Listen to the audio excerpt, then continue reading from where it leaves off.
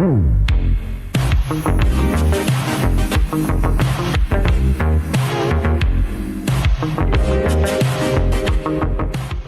what is up guys, Pancho Cortez, and I'm giving to you a new review on Prospectors Pomade.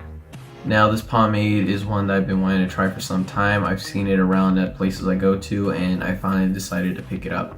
I absolutely love the presentation with the tin. The logo itself is printed on, as well as the patterns and the ingredients list on the back. None of it is stickered or taped on like other products usually do.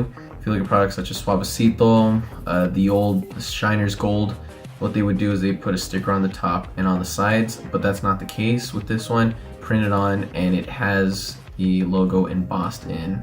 Another good detail about this is that to really keep in with the look of the 19th century, they gave it a Victorian gaslight logo and display. So that really shows you that they put a lot of time and effort into the actual presentation before the consumer actually bought it. If you look inside too, when you open it, the logo itself is a pickaxe and a shovel.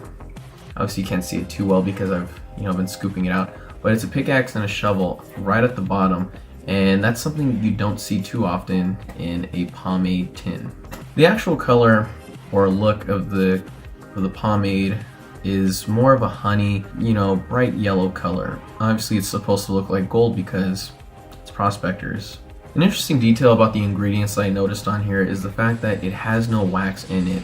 And that's something that I know a lot of pomade creators use to give it either a good grip or to just dilute the color in the hair to give it more of a matte appearance. Whereas this one uses more oils such as castor oil and hemp oil. That helps it give it its shine, because I know that I've seen castor oil in hair products such as Real Cream or the Tres Flores Brillantina hairstyling oil. Now when it comes to the scent of the product, it does have a vintage scent. It reminds me of an old school barbershop. Has a little bit of a powdery scent, one that you'd probably expect from the Pomade that they put on afterwards. If you had sensitive skin, they would put on Pomade afterwards. It almost has that kind of smell. When I've used Vitali's hairdresser, it almost has a similar scent to that. You just take away the alcohol and you're gonna get basically what this is. And that's pretty good. I liked it. I definitely dig a vintage scent and it helps a lot. As far as the scooping out process goes, it's very easy. Simple as that. When it came to applying in, I didn't get too much tug and pull. It was fairly easy. Just apply with a little bit of damp hair and it will do its job. When it came to the grip, it was more of a medium grip. As I mentioned before, I didn't get too much tug and pull. And when you have a pomade that doesn't have too much tug and pull, that means it's gonna have a lighter grip, usually. As far as the grip goes, I would recommend it for definitely a side part or probably a smaller pompadour, something that involves overlapping hairs, because I did have a little bit of trouble doing my side part, just trying to get it right with the Kennedy look. And I did manage to get it going, just added a little bit of water and a blow dryer and it did the job. As far as taking care of small hairs, I was getting some issues with taking those down. So that is kind of the difficult part of working with this pomade.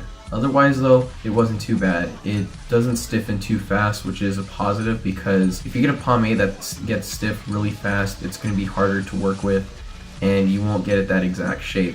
This is a water-based pomade that I was able to get a more round shape with, and one that just wasn't too difficult to work with. Obviously, since it dries late, it's not gonna be as easy to work with. So here's my hair.